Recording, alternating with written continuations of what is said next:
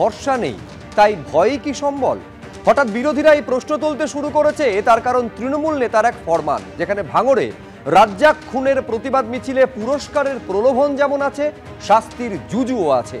আমি এই আলোচনায় আরও একটা ফরমান আপনাদের সামনে রাখবো, যেটা পুলিশের তরফে এসেছে সজল ঘোষের পুজোকে সামনে রেখে, এবং অবশ্যই নজরে থাকবে সেই ঐতিহাসিক মুহূর্ত যা এলো আজ শুভাংশু শুক্লার হাত ধরে।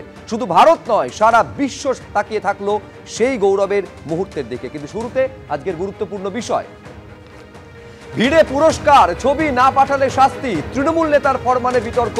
রাজ্জাক খান খুনের ঘটনার প্রতিবাদে আগামীকালকে একটা মিছিলের ডাক দেওয়া হয়েছে। সেই মিছিলে শাস্তি এবং পুরস্কারের ঘোষণা সমান্তরালভাবে কিভাবে উঠে এসেছে দেখাবো আপনাদের। রাজ্জাক খুনে গ্রেফতার আরো এক, ধৃতের আইএসএফ যোগের অভিযোগে ফের আক্রমণে শওকত মোল্লা। আজকে আরো একজন, মোট 5 জন গ্রেফতার হয়েছে, প্রত্যেকে আইএসএফ এর সদস্য বলে এই অভিযোগ করেছেন শওকত মোল্লা। রাতের অন্ধকারে প্রশান্ত মহাসাগরে স্প্ল্যাশ ডাউন, মহাকাশ অভিযান শেষে প্রত্যাবর্তন শুভাংশু শুক্লাদের। একেবারে সেই মুহূর্তের ছবিও আপনাদের সামনে রাখবো, এবং কত বড় সাফল্য সেই নিয়ে আলোচনা স্টুডিওতে চলবে। গগনযানের দিকে আরো এক পদক্ষেপ, শুভাংশুকে অভিনন্দন বার্তা প্রধানমন্ত্রীর। কিন্তু শুরুতে আপনাদের দেখাতে চাইবো একেবারে প্রতিবাদ মিছিল, যে প্রতিবাদ মিছিল আগামীকাল ডাক দিয়েছে তৃণমূল কংগ্রেস ভাঙড়ে। সেই মিছিলে লোক ভরাতে হবে, সেই লোক যদি ভরানো যায় তাহলে পুরস্কার। সেই মিছিলের ছবি তুলতে হবে, ছবি তুলে পাঠাতে হবে। কেউ যদি সেটা না করেন তাহলে শাস্তির হুঁশিয়ারি পর্যন্ত দেওয়া হচ্ছে। ভাঙড়ের প্রতিবাদ মিছিল ঘিরে তৃণমূলের জেলা কর্মাধ্যক্ষের এই ফরমানে বিতর্ক তৈরি হয়েছে। রাজ্জাক খান খুনের প্রতিবাদ মিছিল এবং সেখানে ভরাতেই হবে লোক, এই ফরমান পর্যন্ত বলা হচ্ছে। শুধুমাত্র লোক এলে হবে না, সেই লোক শেষ পর্যন্ত যেন থাকে সেইটা সুনিশ্চিত করতে হবে। না হলে কি হবে তার শাস্তিরও ঘোষণা রয়েছে। কি রয়েছে সেই ঘোষণাতে, কিভাবে কার্যত হুঁশিয়ারি শোনা যাচ্ছে তৃণমূল নেতার এই বিতর্কিত ফরমানে, দেখুন।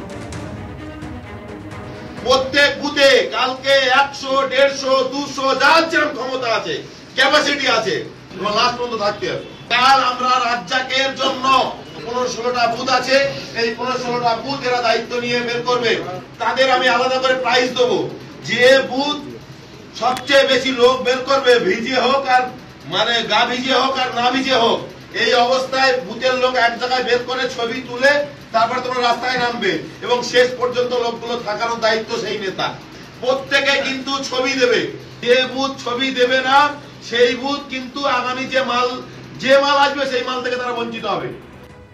খেয়াল করুন, যে লোক ভরাতে পারবে তার জন্য পুরস্কার আছে, আর যে ছবি তুলবে এবং ছবি পাঠাবে না তার জন্য আগামীতে যে পঞ্চায়েত সামগ্রী আসবে সেখান থেকে তারা বঞ্চিত হবে। একেবারে বাহারুল ইসলাম এইটা তিনি কার্যত হুঁশিয়ারি দিচ্ছেন, বলছেন যে মাল আসবে সেই মাল থেকে তারা বঞ্চিত হবে। আমি ভাস্কর সিনহা রায়ের কাছে শুরুতেই আসতে চাই। ভাস্করদা, মূল প্রশ্ন হচ্ছে যে কোনো নেতা, সেই নেতার যদি জনপ্রিয়তা থাকে, সেই নেতাকে খুন করা হলে সেই দলের সমর্থক, নেতার যারা অনুগামী রয়েছেন তারা এমনিতেই যাবেন। এইখানে বিরোধীরা প্রশ্ন তুলছে যে কেন ক্যারট অ্যান্ড স্টিক পলিসি নিতে হবে, পুরস্কার এবং তিরস্কারের নীতি কেন গ্রহণ করতে হবে? দেখুন, এটা আপনি গ্রামের যে রাজনীতির মানুষদের বক্তব্য, মানুষদের একতা হওয়া, এরকম একটা দলের একজন কর্মী মারা গেছেন, তাতে তাদেরকে বলা হয়েছে যে সকলেই যারা থাকে, এখন আপনারা শহুরে যে ভাষায় সাধারণ মানুষকে মানে আহ্বান জানান, সেখানে কিন্তু গ্রামের ক্ষেত্রে ব্যাপারটা অন্য হয়েছে। সকলের কাছে একটা আবেদন করা হয়েছে যে এখানে কিন্তু সত্যিকারে কাউকে আপনি শুনে নিন, গ্রামের মানুষ কিভাবে ছোট করবে। আমার আপনার থেকে রাজনীতি গ্রামের মানুষ প্রতিদিন বেশি বোঝেন করছি না। সুতরাং আমি যে আহ্বানটা আপনার কাছে এটা অস্বাভাবিক লাগছে, সেটা একটা দলীয় কর্মসূচিতে তাদেরকে মানে থাকার কথা বলা হচ্ছে, সেখানে কিন্তু কাউকে আপনার মনে হচ্ছে এটা সামান্য নিমন্ত্রণ পত্র। আমি বলছি আগামী দিনে পঞ্চায়েতের, আগামী দিনে মাল থেকে তারা বঞ্চিত হবেন, এইটা তিনি বলার কে বা তিনি বলবেনই বা কেন? আপনি আক্ষরিক অর্থটা যদি না নেন, এটা আক্ষরিক অর্থ নেই। এটার হচ্ছে যে কাল এই একটা আবেগ মানে পূর্ণ ব্যাপার। এরকম একটা একজন তরতাজা যুবক যে খুন হয়েছেন, তার এই খুনের প্রতিবাদে মিছিলে সেখানে সমস্ত মানুষের আশাটাই স্বাভাবিক। যারা তৃণমূল কর্মী, আমি এটা কিন্তু তৃণমূল কর্মীদের উদ্দেশ্যেই বলেছেন। অভ্র হাসছে, আমি অভ্র হাসতে পারে একেবারে একমত নয়। আমি বলছি ভাস্করদার বক্তব্য হচ্ছে এটা আবেগের বহিঃপ্রকাশ। তোমরা এইভাবে দেখছো কেন? হাসির কি রয়েছে? দেখুন, আপনারা শহুরের চ্যানেল, আপনারা কিছু বোঝেনই না। মাল বলতে বলছেন পঞ্চায়েতের মাল, ও অন্য মাল। ওটা আপনাকে বুঝতে হবে, ওটা তৃণমূলই মাল। তৃণমূলের আবেগটা বুঝতে হবে। তো যে যদি তোমরা দলীয় এই শৃঙ্খল মেনে চলো তবেই মাল পাবে, তাহলে তো কিন্তু মাল পাবে না। আর তারপর কিন্তু প্যাদানিটাও রয়েছে কপালে। অবস্থা ভাবুন, একটা দল যারা মনে করে যে খুনাখুনি যদি দলের ভেতরে হয় সেটা পারিবারিক ব্যাপার, পরিবার বড় বলে নাকি খুনাখুনি হতে পারে, সেই দলে এই ধরনের জিনিসপত্রই তো হবে। অবাক হওয়ার কিচ্ছু নেই। ওই এরিয়াটা কার? শওকত মোল্লা, বোম বিশেষজ্ঞ, এত মহান তৃণমূল নেতা, তার সব চেলাচামুন্ডদের মুখে আর কি ভাষা শুনবেন? এরকমই শুনবেন। আমরা বরং ভুল, তৃণমূলের এটা কালচার, এই কালচারই বাংলা এগিয়ে চলুক, আর কি বলবো, ভালো চলুন। কিন্তু আমি কলতানের কাছে এইখানে আসতে চাইবো, অতীতটা একবার স্মরণ করিয়ে দেবো। তখনও পর্যন্ত কলতান তুমি জানবে যে তৃণমূল কংগ্রেস তখনও ক্ষমতায় আসেনি। খাতা খোলা যদি বলো, যে দুটো জেলা পরিষদ প্রথম বিরোধী তৃণমূল দখল করেছিল, তার একটা পূর্ব মেদিনীপুর আর একটা দক্ষিণ 24 পরগনা। এই দক্ষিণ 24 পরগনার ভাঙড়ে তৃণমূলকে কার্যত এইরকম একটা ফরমান কেন দিতে হবে যে তুমি যদি আসো তাহলে তোমার জন্য ক্যারট রয়েছে, আর যদি না আসো তাহলে তোমার জন্য স্টিক রয়েছে? এই তৃণমূলকে কেন আজকে গ্রহণ করতে হচ্ছে? গোটা রাজ্যেই তৃণমূলকে এই পলিসি গ্রহণ করতে হচ্ছে, কারণ এই যে দেনা পাওনার ব্যাপারের মধ্যে জড়িয়ে নিতে না পারলে, এই যে ওপরে পিরামিডের ওপরে স্ট্রাকচার থেকে একটু একটু করে চুঁয়ে চুঁয়ে পড়বে, আর নিচে যারা রয়েছেন তারা সেইটা কোনো মতে নিতে না পারলে কাজকর্ম হবে না। তো এই যে শব্দটা উনি ব্যবহার করলেন যে এরপর আর মাল পাওয়া যাবে না, ওইটা পাওয়া থেকে যে যুবক যুবতীরা বঞ্চিত হবে, ভাঙড়ের তৃণমূলের কর্মী, তারা কি কোথাও কাজ পাবে? গত 12-13 বছরে ভাঙড়ে কারুর কাজ হয়েছে? ওটা পশ্চিমবাংলা জুড়ে কারুর কাজ হয়েছে? ওই চত্বর থেকে কত বাইরে চলে যেতে হয়েছে কাজের জন্য। ফলে যদি আমাকে বেঁচে পড়তে থাকতে হয়, নিজের যোগ্যতা অনুযায়ী যারা কাজ পেতে যায় তাদের রাস্তায় আন্দোলন করতে হচ্ছে। আর তৃণমূলের মধ্যে মারামারি করে ক্ষমতা দখল, পয়সা দখলের রাজনীতি করছে। ফলে এই যে মানুষগুলোকে অপমান করা হলো কার্যত, যে তোমাকে দেওয়া হবে না, এই হুমকির সামনে মাথা নত করেই তো চারিদিকে তৃণমূল চলছে। বকটুইয়ের ঘটনা আমরা দেখিনি, মালদার ঘটনা দেখিনি, এরকম ঘটনা তো ভাঙড়ের প্রথম নয়। কিন্তু সাধারণ মানুষকে যে তৃণমূল কার্যত এইভাবেই ট্রিট করে যে আমি তোমাকে এইটা দেব, তার বদলে তুমি আমার এই কাজটা করে দেবে, এই দেনা পাওনার রাজনীতি, এই যে অবক্ষয়, রাজনীতির অবক্ষয়টা, এটা তৃণমূল সেই সময় থেকেই কার্যত চালু করেছিল। আজকে তারা একটা ফুলে ভেবে পরিবার বড় কোথাও দেনা পাওনার রাজনীতিটা এইদিকেও কি কলতান ইঙ্গিত করতে চাইছে? এক সেকেন্ড, আমি বলছি কলতান কি এইদিকেও ইঙ্গিত করতে চাইছে যে আমি তোমাকে চাকরি দেবো, তার পরিবর্তে টাকা নেবো? আমি বলছি এটাও দেনা পাওনার রাজনীতির দিকে ইঙ্গিত করতে চাইছে কলতান। কালকে একটা মানে একজন মারা গেছেন, সে তার প্রতিবাদে একটা মারা গেছে না, খুন হয়েছে, আবেগের সঙ্গে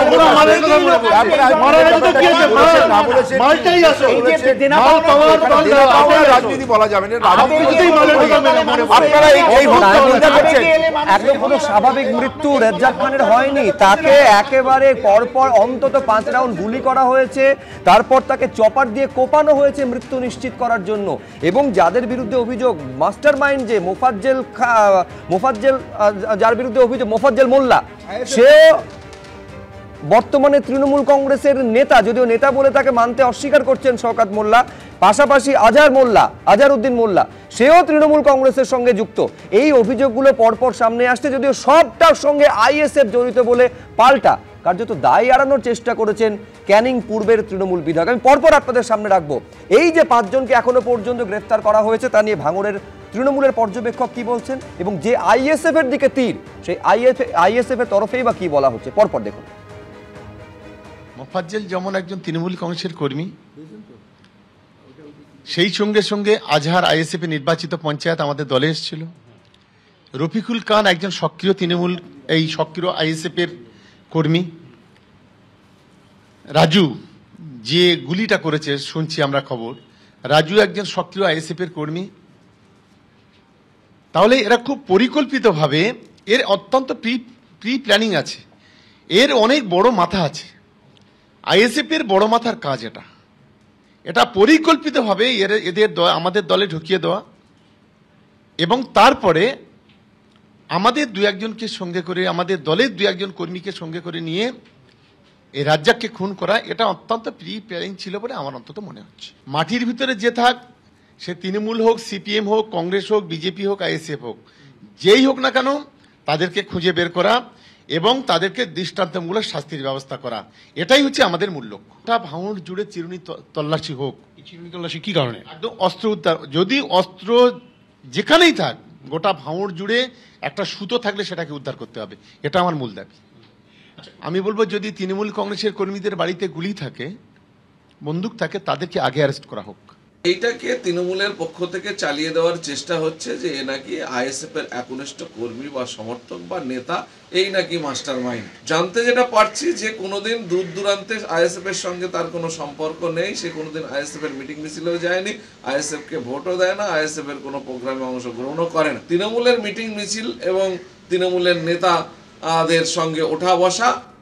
আমি সলিল ভট্টাচার্যের কাছে আসবো। আমি বলছি এই যে গ্রেফতারি, তার সঙ্গে যেভাবে শাসক যোগ সামনে আসছে, তারপর কি সচেতনভাবে দূরত্ব তৈরির চেষ্টা করছেন তৃণমূল বিধায়ক? এবং অত্যন্ত গুরুত্বপূর্ণ, সলিলদা খেয়াল করলেন যে ভাঙড়ে তল্লাশি চালাতে হবে, তল্লাশি চালিয়ে বেআইনি অস্ত্র উদ্ধার করতে হবে। 14 বছর ধরে ক্ষমতায় রয়েছে তো তৃণমূল কংগ্রেসের নেত্রী, মুখ্যমন্ত্রী তো বেআইনি অস্ত্র উদ্ধারের কথা বলেছিলেন। এখন আবার সেই প্রশ্নগুলো কেন নতুন করে জেগে উঠবে? আরে 14 বছর ধরে অনেক অস্ত্র উদ্ধার করেছে, অনেক বোমা উদ্ধার করেছে, অনেক আর্মস উদ্ধার করেছে, ওসব কথা ছাড়ো। ও বলছো আক্ষরিক অর্থে বুঝতে হবে, ভাস্কর মানে এটাকে ডিকোড করতে হবে। আর ডিকোডটা কি? এখন শওকত মোল্লার বাঁচার লড়াই। এখন শওকত মোল্লা এখন দিয়েছে রাজুর উপরে, যে রাজু হচ্ছে আইএসএফ এর লোক। তার আগে ছিল মোফাজ্জল, তারপরে ছিল আজহারউদ্দিন, সব দেখা গেল ওরই সহকর্মী। এখন তো চিন্তিত যে ওর কমপ্লিসিটি এই মার্ডার কেসে ট্রান্সফার করছে কিনা। মানে মোফাজ্জল মার্ডার করার পরে ফিরে গিয়ে তো শওকতের পাশেই আবার পিওতে এলো, প্লেস অফ অকারেন্সে এলো। না, আমি একটু ক্লিয়ার হয়ে নিতে চাইছি। সেটা হচ্ছে রাজ্জাক খানের মার্ডারের সঙ্গে কোনোভাবে শওকত মোল্লার কোনো যোগ রয়েছে কিনা, সেইটা এবার পুলিশের খতিয়ে দেখার প্রয়োজন বলছেন আপনি? এক্স্যাক্টলি তাই। ও তো ওখান থেকে পয়সা তুলতো, যত রকম দুর্নীতি, ক্ল্যান্ডাস্টাইন র্যাকেটিয়ারিং, জুয়া সবকিছু করেছে। ওই কাশীপুর, উত্তর কাশীপুরের অফিসাররা গিয়ে ওখান থেকে জুয়ারি ধরে নিয়ে এসছে, ওখানে ওদের পুলিশকে অ্যাসাল্ট করেছে, পিটিয়েছে। এত পাওয়ারফুল ছিল। আজকে পাওয়ারফুল হতে হতে ও শওকত মোল্লাকে সুপারসিড করে গেছে। Police is also going to prove into this matter। এখন এর মধ্যে করছে। আমার যেটা বক্তব্য, শওকত মোল্লা ওখানকার পর্যবেক্ষক, ও আজকে প্যানিক স্ট্রিকেন হয়ে গেছে। আর রাজু খান হচ্ছে হার্ট কিলার। এটা পুলিশের বক্তব্য, সুব্রজিৎ, এটা পুলিশের বক্তব্য। রাজু খান হচ্ছে আগের ছবি, মানে এই যে ছবিটা দেখাচ্ছেন আপনারা পেছনে দাঁড়িয়ে আছে, এটা কখনকার, কবেকার ছবি? এটা তো যেদিন মার্ডার হয়েছে সেদিনের ছবি। সেটা কিন্তু বলেনি কোথায়। না, আরে বাবা, আপনি কি বলছেন? সেটা হচ্ছে মার্ডার যেদিন, শুনুন ভালো করে শুনুন, যেদিন মার্ডার হয়েছে সেই দিন যখন যাচ্ছেন শওকত মোল্লা, তার পেছনে মোফাজ্জল খানকে দেখা যাচ্ছে। আপনি একবার কথাটা শুনুন, ভাইরাল ভিডিওটা একবার দর্শকদের জন্য রাখবো, দেখুন। একেবারে খালপাড়ে ওকে তীরে এবং গুলি করে ওকে খুন করেছে, বেশ কয়েকটা গুলি করেছে, গুলিতে ঝালটা করে দিয়েছে ওকে। এখনো পর্যন্ত আমি অতটা দেখিনি, আমি নিজেই মানে খুব বিভৎস অবস্থা, মানে খুব সাংঘাতিক অবস্থা, বলতে পারছি না।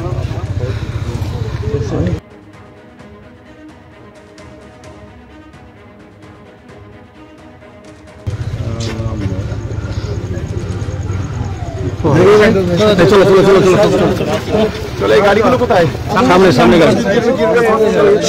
একেবারে শওকত মোল্লা কি নৃশংসভাবে রাজ্জাককে খুন করা হয়েছে ফোনে তার বর্ণনা দিচ্ছেন। বলে এইটা সেদিনের ঘটনা, যখন পার্টি মিটিং থেকে ফিরছেন রাজ্জাক মোল্লা, তাকে রাত্রে এইভাবে গুলি করে কুপিয়ে খুন করা হয়েছে, এটা সেদিনের ছবি। আজকে অন্য তথ্য, অন্য থিওরি এখানে দিতে পারেন ভাস্কর শিলারা, তা নিয়ে কোনো প্রশ্ন থাকতে পারে না। আর এইবার আপনাদের দেখাবো সন্তোষ মিত্র স্কোয়ারের পুজো কমিটিকে নোটিশ পাঠালো পুলিশ। রাস্তায় গেট বসানো থেকে লাইট অ্যান্ড সাউন্ডে নিষেধাজ্ঞার কথা বলা হয়েছে। একাধিক বিষয়ে আপত্তি জানিয়ে পুলিশের এই চিঠি, এমনটা সজল ঘোষ তিনি দাবি করছেন। এই যে ছবি দেখতে পাচ্ছেন, এটা গত বছরে সন্তোষ মিত্র স্কোয়ারের পুজো মণ্ডপের ছবি, যেটা উদ্যোক্তারা আজকে অভিযোগ করছেন যে পুলিশই হেনস্থা করার চেষ্টা করা হচ্ছে। সজল ঘোষ কি বলছেন একবার দেখুন। যদি চিঠি দেয় সব পুজো কমিটিকে দিক, যদি চিঠি দেয়, আমাদের যে চিঠি দেওয়া হয়েছে এই চিঠির কপি সারা কলকাতা শহরের সমস্ত পুজো কমিটিকে সার্কুলেট করুক, আমার কোনো আপত্তি নেই। আমাদেরকে বলা হচ্ছে 250 ভলেন্টিয়ার দিতে হবে। আমরা 250 নয়, 500 ভলেন্টিয়ার থাকে আমাদের এখানে কমপক্ষে। 16 ফুট বা 14 ফুট হচ্ছে সরকারের আইন, গেট রাখতে হবে। আমরা সেখানে 22 ফুট গেট দিয়েছি। তারপরে বলছে ওভারহেড লাগানো যাবে না, বলছে অডিও ভিজুয়াল করা যাবে না। আমি বলছি আমরা করব না যদি কলকাতার বাকি পুজোগুলোতে না হয়। আমরা মেলা লাগাবো না যদি বাকি পুজোগুলোতে ইলেকট্রিক দোলনা না লাগে, আমরাও লাগাবো না। পুলিশের আসল উদ্দেশ্য হচ্ছে একটা ষড়যন্ত্র করা এবং কোনো একটা সমস্যা ক্রিয়েট করে বিপদ ডেকে এনে তারপর পুজো কমিটিকে ফাঁসানো। আমরাও সে ট্র্যাপেও পা দেব না। আমি অভ্রর কাছে শুরুতে আসবো। এর মধ্যে ষড়যন্ত্রের কি আছে অভ্র? তুমি যদি সাবজেক্টটা দেখো, সেখানে বলা হচ্ছে পাবলিক সেফটি, সাধারণ মানুষের নিরাপত্তা এবং ক্রাউড ম্যানেজমেন্ট, ভিড় নিয়ন্ত্রণ, সুষ্ঠুভাবে যাতে পুজো হয় সেইটার জন্য পুলিশ কিছু নির্দেশিকা বলেছে মানার কথা। এর মধ্যে ষড়যন্ত্র কোথায়? সুব্রতদা, আপনি খালি সাবজেক্টটা পড়েছেন কেন? বাকি লেটারটাও পড়ুন না, তাহলে বুঝতে পারবেন কোথায় ষড়যন্ত্র। আমি বলছি 2017-তে বিসর্জন বন্ধ করার জন্য উদ্যোগী হয়েছিল এই মহান তৃণমূল সরকার। 17তেই বসিরহাটে পুজো বন্ধ করেছিল, 16তে খাদিকুলে পুজো বন্ধ করেছিল, 2019-এ ডায়মন্ড হারবারে পুজো বন্ধ করেছিল, 2020-তে ব্যারাকপুরে পুজো বন্ধ করেছিল। আর সন্তোষ মিত্র স্কোয়ার এত বড় একটা পুজো, এত নামজাদা পুজো, দেখুন তৃণমূলের বড় বড় নেতা মন্ত্রীরা তো অনেক পুজো করার চেষ্টা করেন, অনেক চিটফান্ডের টাকা, এখানকার টাকা, চুরির টাকা, এসব অনেক কিছু করেন, কিন্তু কখনোই কিন্তু তারা সন্তোষ মিত্র স্কোয়ারের পুজোর সঙ্গে পাল্লা দিয়ে পেরে ওঠেন না। তাই ঠিক প্রত্যেকবারের মতো এইবারও এরকম একটা জিনিস তারা করলো। আমার বক্তব্য হচ্ছে সজলদা যেটা বলেছে একদম ঠিক বলেছে।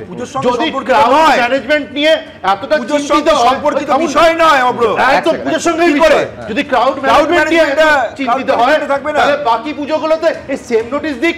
বাকি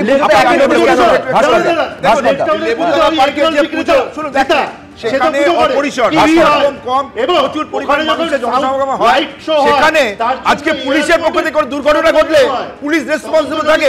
সেই জন্য ক্রাউড এবং এক মিনিট, গত বছর একটা কেস রেজিস্টার হয়েছিল, কেস নাম্বার 142 সেকশন 221, 223 এবং 324 একটা কেস রেজিস্টার হয়েছিল, কারণ এই পাবলিকদের সেফটি এবং ক্রাউড ম্যানেজমেন্টের ব্যর্থতার পরিচয় দিয়েছিল। সেই জন্য এখানে সতর্ক করা হয়েছে। সেখানে পুজোর অভিযোগটা যেটা সেটা হচ্ছে বিজেপির পুজো বলে টার্গেট করা হচ্ছে। দ্রুত কলতান দাশগুপ্ত, প্লিজ দুজনকে থামালাম। কলতান, এই তৃণমূল বিজেপির বাইনারিতে আমি শুনতে পাইনি কিছু। না, আমি বলছি যেটা একেবারে টার্গেট করা হচ্ছে এবং বিজেপি নেতার পুজো বলে, এবং থিম যেহেতু অপারেশন সিঁদুর, সেই কারণে আরো বেশি প্রোঅ্যাক্টিভ হয়ে উঠেছে পুলিশ। এইটা হচ্ছে বিজেপির সজল ঘোষের বক্তব্য। হ্যাঁ, এবার চিঠি চাপাটিগুলো অন্য পুজো কমিটির কাছে, যারা কলকাতায় বড় বড় পুজো করেন কি জেলায় করেন, তাদের কাছে গেছে কিনা আমি জানি না। যদি গিয়ে থাকে পুলিশ প্রশাসনের পক্ষ থেকে তাহলে খুব ভালো জিনিস, কিন্তু একজনের কাছে গেলে বুঝতে হয় কোথাও অতি সক্রিয়তা, কোথাও নিশ্চয়তা, এটা নিয়ে প্রশ্ন উঠে যাবে, খুব স্বাভাবিক। আর দ্বিতীয় কথা হচ্ছে যে এই করে সজলবাবুকে একটা বাড়তি প্রেস কনফারেন্স, তৃণমূলের বিরুদ্ধে বিজেপি একমাত্র লড়ছে, এইসব কথা বলার জন্য আরো একটা প্ল্যাটফর্ম যে রাজ্যের মুখ্যমন্ত্রী, পুলিশ মন্ত্রী করে দিচ্ছেন, তার জন্য সজলবাবুর একটা মুখ্যমন্ত্রী নিঃসন্দেহে এবার পরিস্থিতি কোন দিকে যায় সেদিকে নজর থাকবে। আর এইবার গৌরবের সেই মুহূর্ত, শুভাংশু শুক্লাদের স্প্ল্যাশ ডাউন নিয়ে আমাদের সঙ্গে সরাসরি রয়েছেন সন্দীপ চক্রবর্তী, তার সঙ্গে কথা বলবো। কিন্তু একবার সেই মুহূর্তের ছবিটা আপনাদের সামনে রাখবো, যখন রাতের আকাশে কালো ক্যানভাসে সবুজ আলোর গোলা হয়ে সাগরে নামলো ড্রাগন। 18 দিন আন্তর্জাতিক মহাকাশ স্টেশনে কাটানোর পর ঘরে ফিরলেন শুভাংশু শুক্লারা। নাসা এবং ইসরো সূত্রে খবর, নির্ধারিত সময়েই পৃথিবীর বায়ুমণ্ডলে প্রবেশ করে শুভাংশুদের ক্যাপসুল। তখন তার গতি ছিল ঘন্টায় 28,000 কিলোমিটার। ধীরে ধীরে তা কমে দাঁড়ায় 24 কিলোমিটার প্রতি ঘন্টায়। তারপর একে একে খুলে যায় 4টি প্যারাশুট। ভারতীয় সময় অনুযায়ী ঘড়িতে তখন ঠিক দুপুর 3টে বেজে 1 মিনিট। 22.5 ঘন্টা যাত্রা শেষে শুভাংশু শুক্লা সহ 4 নভশ্চরকে নিয়ে প্রশান্ত মহাসাগরে স্প্ল্যাশ ডাউন করে স্পেসএক্সের মহাকাশ যান।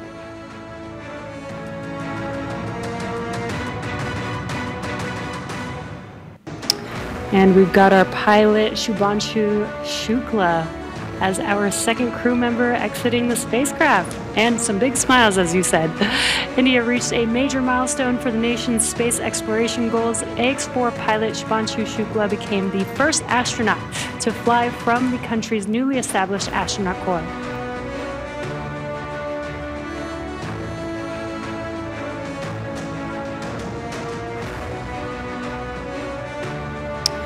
And we've got our pilot Shubhanshu Shukla as our second crew member exiting the spacecraft. And some big smiles, as you said. নিঃসন্দেহে যে হাসি নিয়ে শুভাংশু শুক্লারা বেরিয়ে এলেন অত্যন্ত ইতিবাচক এবং গৌরবের, এ নিয়ে কোনো দ্বিমত থাকতে পারে না। আমি সন্দীপ চক্রবর্তীর কাছে এইখানে আসতে চাইছি। প্রথম মহাকাশ যাত্রী, ভারতীয় মহাকাশ যাত্রী যিনি ইন্টারন্যাশনাল স্পেস স্টেশনে গেলেন। এই যে 18 দিন ধরে বিভিন্ন গবেষণা চালালেন, আমি বলছি এইটা ঠিক কত বড় অ্যাচিভমেন্ট বলে একজন বিজ্ঞানী হিসেবে আপনার মনে হচ্ছে? এটা অ্যাচিভমেন্ট তো বটেই, আমি তার আগে বলবো যেটা একটা বিশাল অপরচুনিটি। মানে প্রথম কথা, ইন্টারন্যাশনাল স্পেস স্টেশনে ঢোকাটা কারুর রাইট না, এটা একটা প্রিভিলেজ। এই প্রিভিলেজটা যে একজন ভারতীয়কে দেওয়া হয়েছে, এটা ভারতীয় পক্ষে একটা বিশাল অনার, এবং এই অনারটা হচ্ছে আমাদেরকে প্রথম অ্যাপ্রিসিয়েট করতে হবে যে একজন ভারতীয় তার ট্রেনিং এমন একটা স্টেজে এসেছে যেটা আমেরিকা তাদেরকে অপরচুনিটি দিয়েছে এই ল্যাবরেটরিতে কাজ করতে। এই ল্যাবরেটরি তিলে তিলে বড় করা হয়েছে 1998 সাল থেকে, এবং আপনি জানেন যে 2000 সালের নভেম্বর থেকে কন্টিনিউয়াসলি মানুষ এখানে বাস করে এবং এই রোটেশন হয়। এই যে আজকে স্পেস পোর্টটাকে আজকে ছেড়ে এলো, যে ডকিং পোর্টটাকে ছেড়ে এলো, 31 জুলাই কিন্তু আবার ক্রু 11 সেখানে যাচ্ছে, অর্থাৎ কন্টিনিউয়াসলি যাচ্ছে। যদি আমি স্ট্যাটিস্টিক্স দিই, 288 জন এ পর্যন্ত গেছে 26খানা দেশে, তার মধ্যে 170 জন আমেরিকান। আচ্ছা, তারপরে আমাদের রাশিয়ান আছে প্রায় 69 মতো, জাপানি আছে 11, ইটালিয়ান আছে 6 জন। কিন্তু ভারতবর্ষর মানুষ, যেখানে সারা বিশ্বের 7 ভাগের 1 ভাগ মানুষই ভারতে, সেখানে কিন্তু একজন মানুষ মাত্র গেলেন। কিন্তু গেলেন তো, ভারতের নামটা তো সেখানে লেখা হলো লিস্টের মধ্যে, খাতাটা তো খোলা হলো। কাজে আমরা সেইখানে খুব আনন্দিত যে যাক এ পর্যন্ত আমরা অপরচুনিটি পেয়েছি এখানে সবচেয়ে লেটেস্ট এক্সপেরিমেন্টগুলোর সঙ্গে পরিচিতি লাভ করতে, এবং আমরা যখন প্ল্যানিং করব যে আমাদের গগনযানটা কেমন হতে চলেছে, কিংবা ভারতীয় অন্তরিক্ষ স্পেস স্টেশনটা কীরকম হতে চলেছে। আপনি জানেন যে এই স্টেশনটি কিন্তু বছর 4-5 মধ্যে ডিকমিশন করে দেওয়া হবে, জোর করে এটাকে জ্বালিয়ে দেওয়া হবে, পুড়িয়ে দেওয়া হবে। যত কষ্টই লাগুক না কেন, প্রচুর মানুষের অনেক সেন্টিমেন্ট জড়িয়ে আছে। পেগি হুইটসার নিজে এখানে 6 বার এসেছেন, কিন্তু এটাকে পুড়িয়ে দেওয়া হবে, এতে কোনো অবশ্যই নেই। এর অল্টারনেটিভ কি হবে? ইন্টারন্যাশনাল স্পেস স্টেশনের দিন ফুরিয়ে আসছে, একটা তৈরি করছে অবশ্যই। এবং আপনি জানেন যে কারণে আমরা ডিলে করলাম, প্রথমে ডিলে করলাম কেন? কারণ সোয়ুজ 2000 সাল থেকে এখানে আছে এবং সেখানে বিশাল লিক হচ্ছিল, এত বেশি লিক হচ্ছিল যে দিনে 2 কিলোগ্রাম করে বাতাস বেরিয়ে যাচ্ছিল। সেই লিকটাকে এক্সপ্যান্ডেবল প্লাস্টিক দিয়ে বন্ধ করা হলো, 200 গ্রামের নিচে নামিয়ে নেওয়া হলো, তবে কেবলমাত্র কিন্তু শুভাংশুদের যেতে দেওয়া হলো। অর্থাৎ এইটাকে বছর 2 থেকেই বলা হচ্ছে যে এটাকে কিন্তু ডিকমিশন করে দেওয়া উচিত, এটার মেনটেন্যান্স চালাতে পারছে না নাসা। এটা খুব দুঃখের বিষয়। এই ধরনের এই মানের স্টেশনকে কিন্তু যেটা টার্গেট আছে 2030-এর মধ্যে অবশ্যই দেওয়া হবে। এলন মাস্ক পারলে কালকেই সেটাকে উনি পারলে জ্বালিয়ে দেন, কারণ উনি মনে করেন যে এটা এক্সপেন্সিভ টু এইখানে আমি আপনার কাছে আসতে চাইছি, সেটা হচ্ছে ইন্টারন্যাশনাল স্পেস স্টেশনের আপনি বলছেন দিন খুব তাড়াতাড়ি ফুরিয়ে আসছে, তাকে খুব দ্রুত নষ্ট করে দেওয়া হবে, এবং এটাও আপনারা বলছেন যে এবার মহাকাশে একটা ইন্ডিয়ান স্পেস স্টেশন আর একটা ISS তৈরি হবে। আমি বলছি অন্য আর এই মহাকাশে আর কোনো দেশের কি স্পেস স্টেশন আছে? যদি না থেকে থাকে তাহলে এটা তো ভারতের কাছে বিরাট বড় অ্যাচিভমেন্ট, মানে বিশ্বের দরবারে একমাত্র ভারতবর্ষ হবে যাদের নিজস্ব একটা স্পেস স্টেশন মহাকাশে থাকবে। না, আমি একটু বুঝতে চাইছি, ড্যাম্প স্পিরিট করতে চাইছি যে চাইনিজদেরকে 2021 সালে বলা হলো যে তাদের কোনো নভোচারীদেরকে, অ্যাস্ট্রোনটকে এই স্পেস স্টেশনে ঢুকতে দেওয়া হবে না। তখন চায়না কি করলো, টিয়ানগং বলে একটা স্পেস স্টেশন তৈরি করলো, এবং এইটা হচ্ছে 100 মিটার বড়, টিয়ানগংটা হচ্ছে 66 মিটার বড় এবং ঝাঁ চকাচক। ফলে একটু আগে যে আপনি উচ্ছ্বসিত হলেন সেটাকে একটু ড্যাম্প করলাম, কিছু মনে করবেন না। চায়না কিন্তু অলরেডি একটা অতি সুন্দর টিয়ানগং তৈরি করেছে এবং তারা রেগুলার বেসিসে মানুষ নিয়ে যায় এবং নিয়ে আসে, অর্থাৎ একটা প্যারালাল সিস্টেম তৈরি হয়ে গেছে।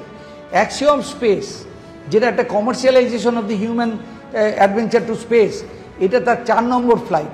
অ্যাক্সিওমের কিন্তু মেন কাজ হবে অ্যাক্সিওমের একটা ইন্টারন্যাশনাল স্পেস স্টেশন তৈরি করা, অলরেডি কাজ শুরু হয়ে গেছে এবং সেখানে এরপর থেকে কমার্শিয়াল বেসিসে।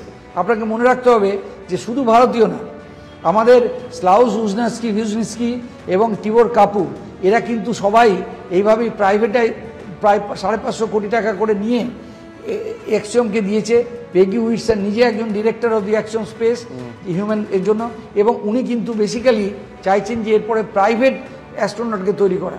ফলে আমি এবার দুটো পয়েন্ট বলতে চাইছি। আমি অ্যাকচুয়ালি আপনি জানেন যে একটু বিজ্ঞান চর্চা করি, এবং ন্যাচারালি আমি সাধারণ মানুষের মতো এত উচ্ছ্বসিত হওয়ার আগে একটু সারা পার্সপেক্টিভটা বোঝার চেষ্টা করি যে ভারতবর্ষের যে আমাদের যেটা হলো সেটা বিশাল ব্যাপার হলো। রাকেশ শর্মাকে আমরা অনেকেই ভাবতো বোধহয় উনি মারা গেছেন, কারণ উনি কোনো কাজকর্মের মধ্যে যুক্ত ছিলেন না, ওনার যে এক্সপার্টিস ছিল রাশিয়াতে কাজে লাগানো হয়নি।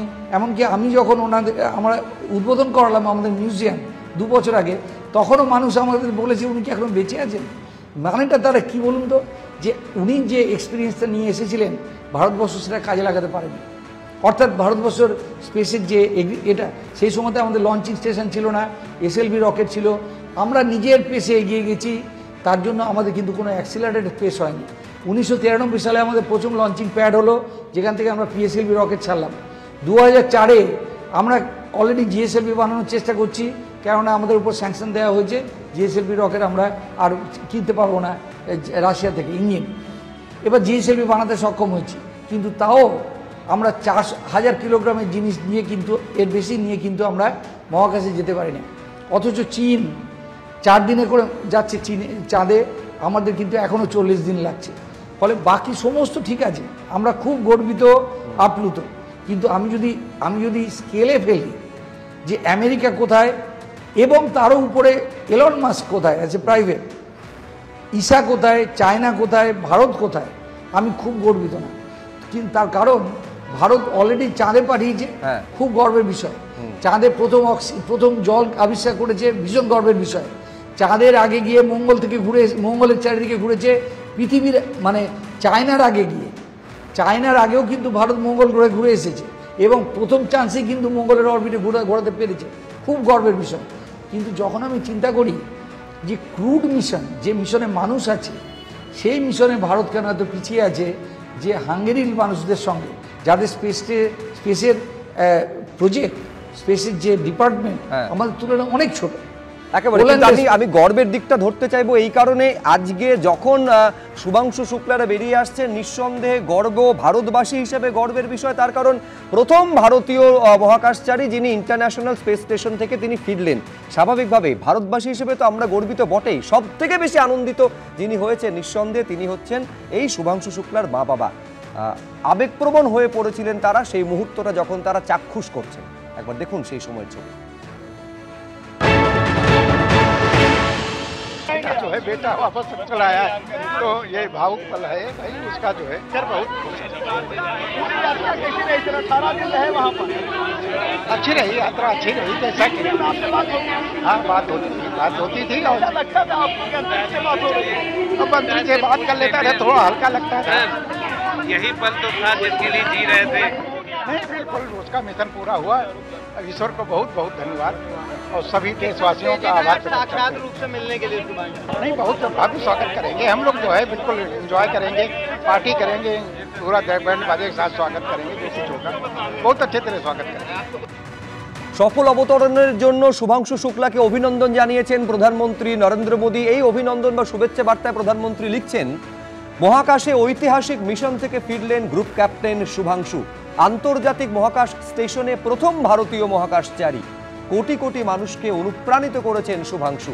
সাহস, একাগ্রতা এবং দৃষ্টান্তমূলক স্পিরিটে কোটি কোটি মানুষ অনুপ্রাণিত হয়েছেন। ভারতের গগনযান মিশনের পথে আরও এক মাইল ফলক।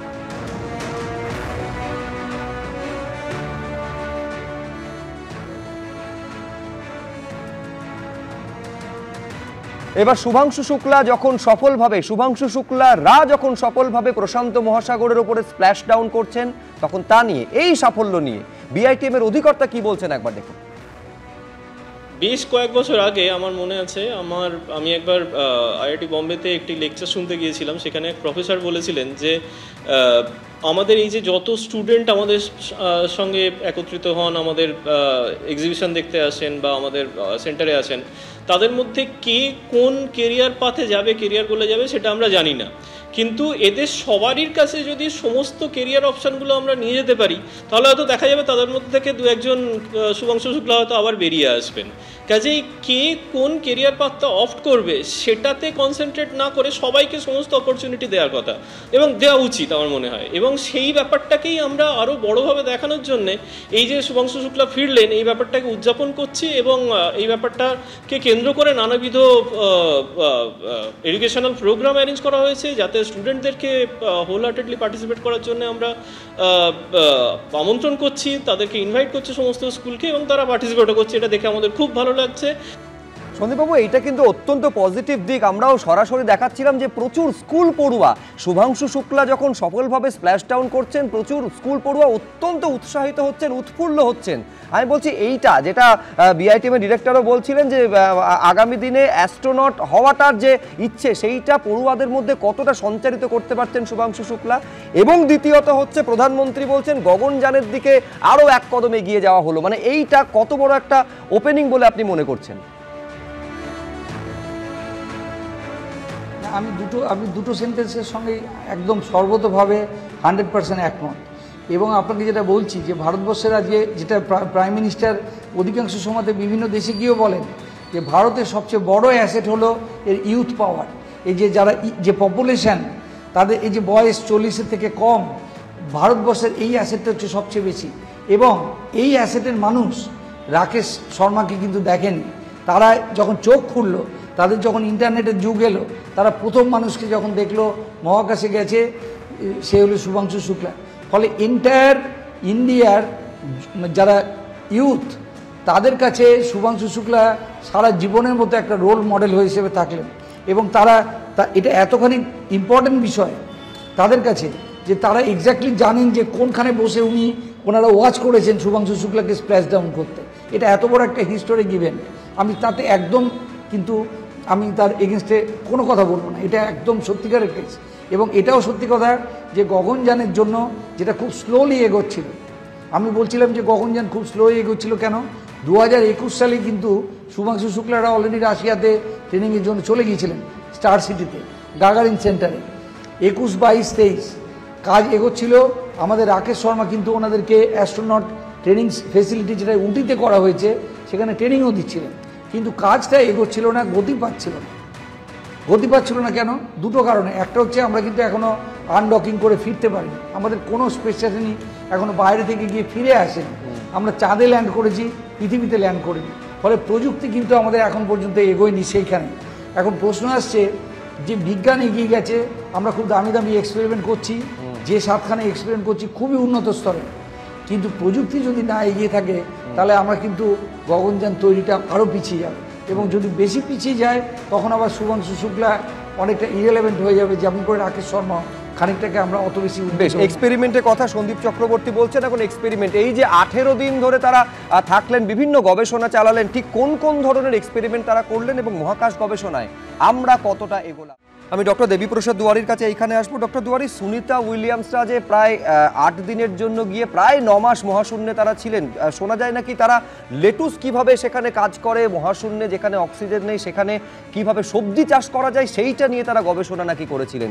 এই শুভাংশু শুক্লা তার একটা গবেষণা নাকি মূল বিষয় ছিল যে রক্ত শর্করা কিভাবে মহাশূন্যে ওঠানামা করে, ইনসুলিন সেখানে কাজ করে কিভাবে, এইটা নিয়ে গবেষণা। ঠিক কিসের গবেষণা, কি সিদ্ধান্তে তারা উপনীত হতে চেয়েছেন একটু যদি বলেন। হ্যাঁ, 4 জন মহাকাশচারীরাই কন্টিনিউয়াস গ্লুকোজ মনিটর, মানে 24 ঘন্টায় তাদের শরীরে শর্করার যে লেভেল সেটাকে মাপার একটি যন্ত্র কিন্তু তারা পরে থাকতো। এবং মাইক্রোগ্র্যাভিটি কন্ডিশনে কিভাবে শরীরের শর্করা তার ওপর নিচ হয় কি না বা কোনো প্রভাব আছে কি না এই জিনিসটাকে দেখার জন্য। তার উপরে ইনসুলিনকেও ঠিক সময় মতো করে নিয়ে ইনসুলিন কতটা প্রভাব ফেলছে শরীরের শর্করার উপরে সেটাও কিন্তু পরীক্ষা নিরীক্ষা করেছেন। তার সঙ্গে শুভ্রাংশু শুক্লাও ছিলেন। মূলত এই 3টে সংস্থা মিলে এই পরীক্ষাটি তৈরি করেছিল, তার মধ্যে ইসরোও ছিল। এবং এই যে ইনসুলিনের ডিপেন্ডেন্সি, তাহলে কি এমন একদিন হতে পারে যে কোনো মহাকাশচারীর হয়তো ডায়াবেটিস আছে, তিনিও মহাকাশে যেতে পারলেন, ইনসুলিন কিভাবে কাজ করছে, সঠিকভাবে কাজ করবে কিনা।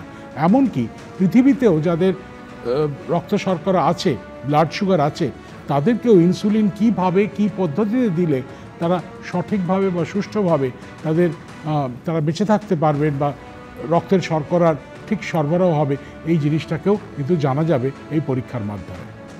আরেকটা বিষয় আমি এটা আপনার থেকে জানতে চাইছিলাম, ধরুন যখন চন্দ্রযান হলো, এইটা সবসময় একটা লক্ষ্য ছিল যে বিকল্প একটা থাকার জায়গা পৃথিবী বাদে সেটা কোথাও করা যায় কিনা। আমি বলছি এই 18 দিন ধরে যে বিভিন্ন পরীক্ষা নিরীক্ষা করা হলো, সত্যি মানে কোন কোন বিষয়গুলোর ওপর জোর দেওয়া হয়েছিল? এই 4 জন অভিজ্ঞ নভশ্চর তারা কোন কোন বিষয়ের ওপর গুরুত্বটা দিলেন? দেখুন, 31টা দেশের প্রায় 60টি এক্সপেরিমেন্ট বৈজ্ঞানিক পরীক্ষা করা হয়েছে। তার মধ্যে ক্যান্সারের ওপর যেমন করা হয়েছে, তার মধ্যে এই যে রক্ত শর্করার ব্যাপারে করা হয়েছে, জিরো গ্র্যাভিটি বা সূক্ষ্ম অভিকর্ষজ ক্ষেত্রে সেখানে বস্তুর ধর্ম কীরকম হবে তা নিয়ে করা হয়েছে। আর শুভাংশু শুক্লা সম্পর্কে তো আপনারা যেটা বলছেন, প্রায় 6টি পরীক্ষা করেছেন তিনি। এক হচ্ছে 6 রকমের বীজ, সেই বীজগুলোকে নিয়ে গিয়ে মাইক্রোগ্র্যাভিটি কন্ডিশনে বীজগুলোর কী অবস্থা হবে সেগুলোকে আবার ফেরত আনা হয়েছে, দেখা হবে জেনেটিক্যালি সেই বীজগুলোর কী অবস্থা আছে। মানে তার মধ্যে বেগুন আছে, তিল আছে, 2 ধরনের চাল আছে, এই ধরনের কয়েকটা বীজ। 2টো বীজ মূলত মেথি এবং আরেকটি বীজ কিভাবে অঙ্কুরোদ্গম করছে সেটা দেখানো হয়েছে। কেননা মহাশূন্যে যেখানে গ্র্যাভিটি কম, মানে অভিকর্ষের বল কম, সেখানে গাছ কিভাবে বেড়ে ওঠে। এছাড়া নিজের শরীর দিয়ে কিন্তু পরীক্ষা করেছেন তিনি। কম্পিউটার স্ক্রিনে সব সময় দেখতে দেখতে মাথা এবং শরীর, মন এবং শরীর ঠিকমতো কাজ করতে পারছে কিনা বা কোনোভাবে খারাপ প্রভাব পড়ছে কিনা সে ধরনেরও কাজ করেছেন। তাছাড়া খুব ক্ষুদ্র এক ধরনের ক্ষুদ্র প্রাণী, টার্ডিগ্রেড বলে ইংরেজিতে, বাংলায় বলতে পারেন জল ভাল্লুক, দেখতে অনেকটা সেরকম ভাল্লুকের মতো কিন্তু খুব ছোট। তারা কিন্তু অতি অদ্ভুত পরিস্থিতিতে বেঁচে থাকতে পারে। সুতরাং তারা কিভাবে সেইখানে বেঁচে আছে, কেন তার পরবর্তীকালে তাহলে জানা যাবে যে কী কী পরিস্থিতি উদ্ভব হতে পারে যেখানে মহাকাশচারীদেরও তাদেরকে সঠিক সুষ্ঠুভাবে থাকতে হবে। এছাড়াও মাইক্রো অ্যালগি, মানে যাকে বলে শ্যাওলা, সেই শ্যাওলা ফটোসিনথেসিস করে কি করে অক্সিজেন তৈরি করছে, খাওয়ারও কাজে লাগতে পারে। সায়ানোব্যাকটেরিয়া, এক ধরনের ব্যাকটেরিয়া, জীবাণু, যেগুলি অক্সিজেনকে উৎপন্ন করতে পারে। তার মানে মহাকাশে তো অক্সিজেন নেই, নিঃশ্বাস নেবে কি করে? কৃত্রিম অক্সিজেন তৈরি করতে হয় বা নিয়ে যেতে হয়, নিয়ে যাওয়ার খরচ অনেক। তাহলে এমন কোনো যদি উদ্ভিদ বা ব্যাকটেরিয়া আমি রাখতে পারি মহাকাশ জানে যে যেখানে সে অক্সিজেন তৈরি করছে, তাহলে সেদিক থেকেও অনেক বেশি সুবিধা হবে। এছাড়া আপনারা সবাই জানেন মায়োজেনেসিস হচ্ছে যেখানে অভিকর্ষজ বল নেই, সেখানে আমার শরীরের এই কাঠামোটাকে তো সোজা দাঁড় করানোর কোনো দায়িত্ব শরীরের নেই, আমরা তো ভেসে বেড়াচ্ছি। তাহলে কি হবে? হাড়ের যে ঘনত্ব বা আমাদের যে পেশি, মাসল যাকে বলে, তার যে শক্তি সেগুলো ক্ষয় হতে থাকে। তাহলে এই ক্ষয় হতে হতে এমন একটা পর্যায়ে দাঁড়াতে পারে যে আমাদের শরীর হয়তো একটা সময় ভেঙে চুড়ে দুমড়ে মুচড়ে যেতে পারে অনেক দিন থাকলে। কীভাবে কমছে, কতটা হারে কমছে, কতটা হারে প্রভাব পড়ছে, এইটাও কিন্তু পরীক্ষা নিরীক্ষার মধ্যে ভালোভাবে ছিল। সুতরাং পরবর্তীকালে ভারত সফল হবেই গগনযানে। কারণ আমরা যে জিনিসটা বারবার আমি বলছি যে অনেক কিছু আমরা জানি না, যা এর মধ্যে ইসরো কিন্তু করে ফেলেছে। এই অপারেশন সিন্দুর হচ্ছে একেবারে অন্য জিনিস, কিন্তু খেয়াল করে দেখবেন আমরা কি জানতাম যে ভারতের এই ধরনের ক্ষমতা আছে? কেউ জানতো না। সেই জায়গায় দাঁড়িয়ে বলা হতো না না, ভারতকে যদি কেউ আক্রমণ করে খুব ক্ষতি হবে। তেমনই এই গগনযান নিয়ে অনেক দূর গবেষণা এগিয়ে গেছে। মনে রাখতে হবে 2014 সাল থেকে গগনযানের বিভিন্ন মডিউলকে টেস্টিং করা শুরু হয়েছে। একেবারে মানে এই গগনযান আরেকটা সাফল্যের দিকে ভারত এগোচ্ছে, তার কিন্তু আজকে আমি বলছি বিধিলিপিটা যেন আজকে রচনা হয়ে গেল। আমি সন্দীপ চক্রবর্তীর কাছে আমি এখানে আরেকবার আসতে চাইবো। আমি যাওয়া এবং আসাটা যদি তুলনা করা যায়, সন্দীপ বাবু, যেতে লাগলো 28 ঘন্টা, ফিরতে লাগলো 22 বা 22.5 ঘন্টা। সময় কিছুটা কম লাগলো বটে, কিন্তু আপনারা বলছেন যে আসাটা অনেক বেশি ঝুঁকিপূর্ণ ছিল। কেন? দেখুন, প্রথম কথা, এটা তো একটা মানে বন্দে ভারত এক্সপ্রেস না যে একই লাইন দিয়ে একবার এখান থেকে বর্ধমান যাব কিংবা বর্ধমান থেকে আসবে, যাতায়াতে সেম সময় লাগবে। প্রবলেমটা সম্পূর্ণ আলাদা। এটা হচ্ছে পিওর অরবিটাল ডায়নামিক্স, যে আমার কাছে একটা অরবিটে স্পেস স্টেশন সার্কুলার অরবিটে ঘুরছে, তার মধ্যে পৃথিবীটা নিজের মতো করে 24 ঘন্টায় ঘুরছে। এবার এই অরবিটের আমাকে গিয়ে উঠতে হবে এবং এই অরবিট থেকে আবার আমাকে ডি অরবিট হয়ে এবং অরবিট বার্ন করে আমাকে পৃথিবীতে নেমে আসতে হবে। এই দুটো কিন্তু নির্ভর করছে যে একটা মানে অপরচুন অরবিট আমার ল্যান্ডিং লোকেশনের কাছে আছে কিনা কিংবা লঞ্চিং প্যাডের কাছে আছে কিনা। এবার যাওয়ার সময় আপনি জানেন যে 28 দিন মতো সময় লেগেছিল, 28 ঘন্টার মতো। তার মেন কারণ হচ্ছে যে প্রথম কথা ভারতবর্ষে মানে উত্তর আমেরিকার যে পজিশনটা এটা কিন্তু ইন্টারন্যাশনাল স্পেস স্টেশনের অরবিটের সঙ্গে খুব খাপ খায়, খুব ভালো না। এবং অ্যাকচুয়ালি খুব ভালো না বলতে এই সেন্সে যে অরবিটটা প্রায় 52 ডিগ্রির মতো বেঁকে আছে এবং অরবিটটা 52 ডিগ্রির কাছেই কিন্তু ক্লোজড হয়ে যাচ্ছে, অর্থাৎ 52 ডিগ্রির ওপরে উত্তর আমেরিকার যে অন্যান্য জায়গাগুলো আছে যেমন আলাস্কা কিংবা বোস্টন এই সমস্ত জায়গায় এইগুলোতে চেষ্টা করলেও কিন্তু লঞ্চও করা যাবে না, ল্যান্ডও করা যাবে না। আচ্ছা, এবং আমাদেরকে হয় ফ্লোরিডা কিংবা ক্যালিফোর্নিয়া যেটা 28 ডিগ্রির কাছাকাছি, অন দি আদার এন্ড যদি রাশিয়া হয় কাজাকস্তান সেটা অনেক বেশি ইউজফুল। কিন্তু আজকে যেটা দেখা গেছে একেবারে স্প্ল্যাশ ডাউন যেটা প্যাসিফিক ওশনে হয়েছে, সফল স্প্ল্যাশ ডাউন, এবং নিশ্চয় আমাদের নজর থাকবে এবার গগনযানের দিকে আরেকটা সফল এক্সপ্লোরেশনের জন্য। আপাতত অনুষ্ঠান এখানে শেষ করব, দুজনকে অনেক ধন্যবাদ।